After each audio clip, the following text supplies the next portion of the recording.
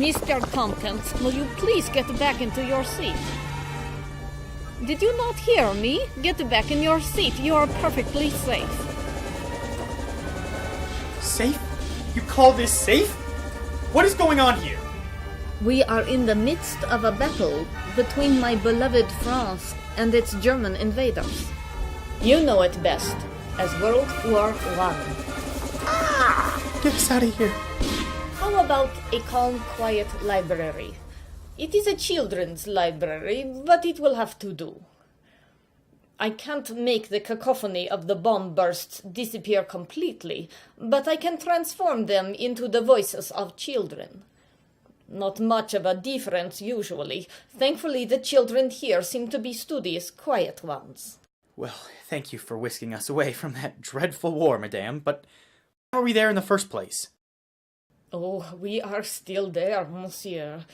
It is just that I have created a panic room within your unconscious mind where you can safely withdraw and be more apt to learn something. Well, this is much better, thank you. But you still haven't told me who you are. Wait a minute. You're who Professor Igor lectured about earlier today. Exactement, monsieur. Madame Dr. Marie Curie. I'm very pleased to meet you, madame. Recently, I learned of your adventures from Professor Igor Gamow. Perhaps you know him? In his lecture about you, he told of what a great scientist you are, how you discovered polonium and radium. You were the first person to win 2 Nobel Prizes, the first woman to earn a Nobel Prize, the first woman professor at the Sorbonne University, the first European woman to receive a PhD in physics, and the first director of the Radium Institute. It is such a great honor to meet such an esteemed lady of science. And my apologies, madame, for meeting you in my pajamas. I shall rectify the situation straight away. There. I feel much more dignified now. A much more suitable ensemble befitting the historic first meeting of 2 such renowned adventurers as we. Indeed. Monsieur Tompkins, now you look almost presentable. Almost? Wait a second. How do you know my name? And I'd still like to know why we were in the middle of a battle. To answer your first question, monsieur, I happen to have followed your amusing adventures for many years. In the Mr. Tompkins series of books by Professor George Gamow, Professor Igor's father, I suppose that makes him your father too, in a way. And to answer your second question, we were in the middle of a war because just after the Radium Institute opened, Germany invaded France, and all the male personnel joined the military to defend our country. The institute was abandoned. Wanting to help the war effort, I designed a way to use X-rays to diagnose the location of shrapnel and bullets in the wounded soldiers. With X-ray machines, surgeons were able to save many soldiers who would otherwise have lost life or limb. To aid our cause, wealthy Parisians donated trucks like the one we were in. I had them converted into mobile transports for our X-ray machines. My daughter Irene was one of the X-ray technicians and drove one of these vehicles. Under my guidance, the Red Cross took over 1 million X-rays during the war. So you and your crew were the forerunners of the MASH units used in the Korean War by the American military. Those battle surgeons later depicted on the TV show. Oui, monsieur. Unfortunately, however, you and your fellow Americans at times depict war as entertainment instead of the true tragedy it is. So after the war, did you go back to Paris and continue your directorship of the Radium Institute? Oui, that I did. But since I had donated most of my money to France during the war, I had little left to buy radium for my research. It was very expensive, you see. Thankfully, Missy Maloney, an American journalist and admirer of mine, encouraged women in the United States to donate $150,000 to buy me a gram of radium. In 1921, I, along with my daughters Irene and Eve, traveled to America to pick up this gram of radium, which was presented to us by no less than the President of the United States himself, Monsieur Warren G. Harding. In 1923, I wrote a biography of Pierre, and here you see the inscription I wrote for Missy's copy. So without Missy and the women of America, you couldn't have carried on your research at the Institute, huh? That's right, because even though the Institute had a gram of radium, other researchers constantly wanted access to it. Now I had a gram of radium for my own research. I wished Pierre had been there to work with me, but at least I had Irene. In 1925, she became a doctor of science after writing a thesis on the alpha rays of polonium. The next year, she married an assistant of mine, Frédéric Joulot. And in another example of my family's balking at the status quo, they each changed their last names to Joulot Curie. They were quite a team. They built on the experiments of Crocroft, Walton, and Rutherford, who first showed that if one hits an atomic nucleus with an accelerated proton, one can create a new element. In 1934, Irene and Frédéric extended these early experiments by bombarding a mass 10 boron nucleus with a mass 4 helium nucleus, also known as an alpha particle. In this way, they made nitrogen-13, the first radioisotope, or radioactive isotope. The nitrogen-13 was accompanied by one lonely neutron with nowhere to go. Isotope, what's that? An isotope is a variant of a chemical element that has a different atomic mass than its cousins. For example, boron-10 and boron-11 are two different isotopes of the same element, boron. They each have the same number of protons, 5. But boron-10 has 5 neutrons and boron-11 has 6 neutrons. This isotope number is also called the mass number. Nitrogen-13, however, has a very short half-life, which is the time it takes for 1/2 of the radioactive material to disintegrate. Nitrogen-13's half-life is less than 10 minutes, and when the nitrogen-13 atom decayed, Irene and Frédéric got a carbon-13 atom, which is a stable, naturally occurring isotope constituting approximately 1.1% of all carbon on Earth. Irene and Frédéric soon repeated the process with aluminium and magnesium and got radioisotopes of phosphorus from the aluminium and silicon from the magnesium. Consequently, they radically transformed the periodic table of chemical elements, which soon grew to include more than 400 radioisotopes. For their discoveries, they received a Nobel Prize in Chemistry in 1935, and Irene eventually became the third director of the Radium Institute in 1946. These custom radioactive elements have been used for a great variety of products, both industrial and medical. For example, some of the artificially radioactive elements created are even used in common modern-day smoke detectors. These ionization smoke detectors contain 0.9 microcuries of the radioactive element americium-241 and... Wait a second. A microcurie? A small u? No, you foolish man. You are funny when I read your adventures, but in person you can be most annoying. A curie is a unit of measure used for calculating the radioactivity of a nuclear substance. For example, 1 gram of radium undergoes 37 billion nuclear transformations every second. That's 37 billion atoms decay and emit 1 particle of radiation each and every second. 1 gram of radium generates 1 curie of activity, with 1 microcurie being equivalent to 1 millionth of 1 curie. And I have to say, after explaining all this to you, that the Curie as a unit of radioactive measurement has been replaced by the becquerel. A becquerel is 1 disintegration per second. Understood? Good.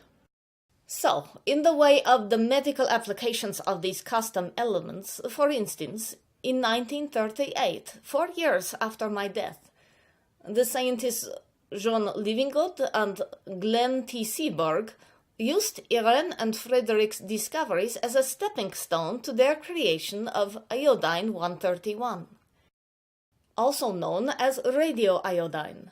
It is used by physicians to ensure the thyroid gland is able to produce the hormones regulating body metabolism, the chemical process of obtaining energy from food. Iodine from food naturally accumulates in the thyroid. But as they say, there can be too much of a good thing. So if the thyroid is overactive, too much of the hormones are made, thus speeding up the body's metabolism and causing hyperthyroidism. Radioiodine is used to treat hyperthyroidism. It is also used to treat thyroid cancer because it discriminatingly damages cancer cells, which grow only in the thyroid, without adversely dosing the rest of the body with radiation. Iodine-131 can be used to treat cancer, or it also can create cancer, as in the case of exposure to nuclear fallout, for it is a common product resulting from the detonation of nuclear weapons, contaminating vegetables and livestock as it settles. If the body gets too much iodine due to consuming radiation-contaminated food, hyperthyroidism can occur, as well as cancer. It was exposure to radiation that made you and Pierre sick, wasn't it? And Irene as well. She and I both died as a result of our lifetimes of exposure. Today there is no doubt in my mind that we were indeed suffering from radiation sickness. Even in 1920, 14 years before my death, I had an inkling that perhaps radium was the culprit, when I experienced eyesight trouble and an incessant humming in my ears. I must admit that my pride prevented me from fully accepting this, and I pretended that nothing was wrong, confiding only to my sister that anything was the matter. I had no idea back in 1903, when Monsieur Henri Becquerel, Pierre, and I were awarded the Nobel Prize. Pierre and I were too sick to travel to Stockholm to claim it, and had to wait 2 more years to do so. But again, at the same time, Pierre and I were both aware of the power of radioactivity to heal, and it was ironically due to Pierre's experiments on himself. For 10 hours he strapped a sample of radium salt to his forearm, then noted the resulting burns, scabs, and dead tissue. As the radiation killed tissue, he wondered if it would kill tumors. Working with some Parisian medical doctors, he found that radium, when placed close to the growing tumor, killed the growing cancer cells. So it was his pioneer spirit which led to the later breakthroughs by researchers in nuclear medicine. As a result of Pierre's findings, however, a radium craze overtook the world. Radium became the universal panacea for all problems. A multitude of products flooded the market. I, of course, had nothing to do with any of them. The products that had radium were no doubt dangerous, but most of them did not have anything slightly radioactive in them at all. Radium simply became an adjective used to show what high quality an item was, much like the gold standard or platinum edition is today. Unfortunately, no one realized exactly how dangerous radium was, and many people began to get sick from radiation poisoning. One prominent case involved the Radium Luminous Materials Corporation. During the Great War, this company employed many women in painting wristwatch dials, numbers and hands, so they would glow in the dark. In order to keep the tips of their brushes sharp as they dipped them into the radium paint, the women put them in their mouths. This, of course, made them very sick. In 1928, 5 of the women made sick by their former company's disregard for safety brought forth a lawsuit against the Radium Luminous Materials Corporation.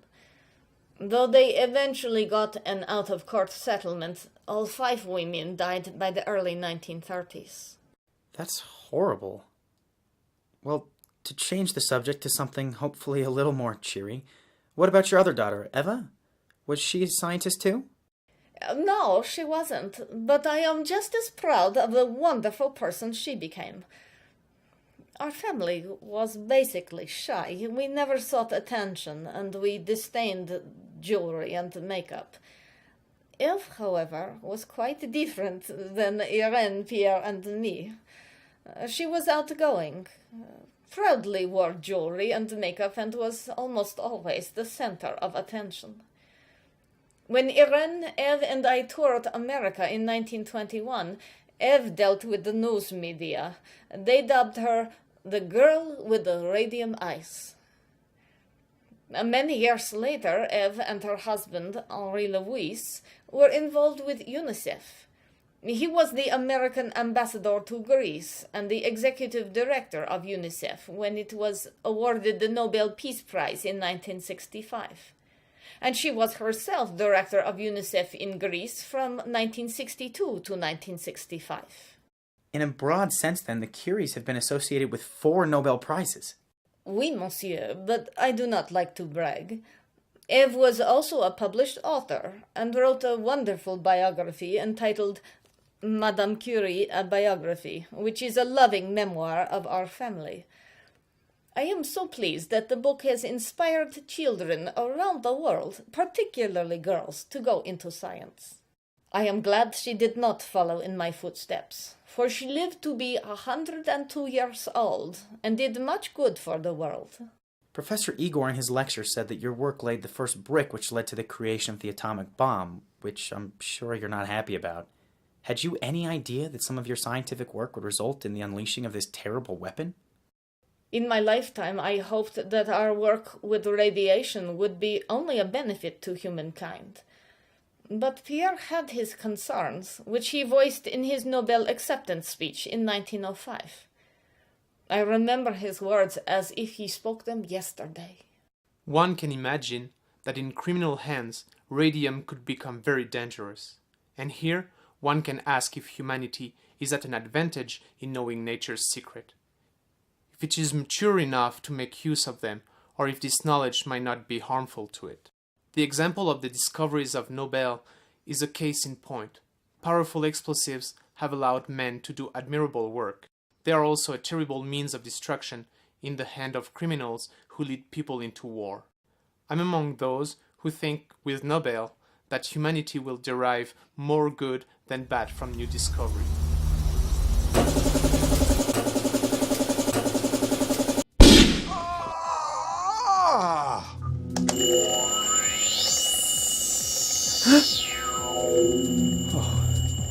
I guess I shouldn't have eaten those atomic fireball jawbreakers right before bed.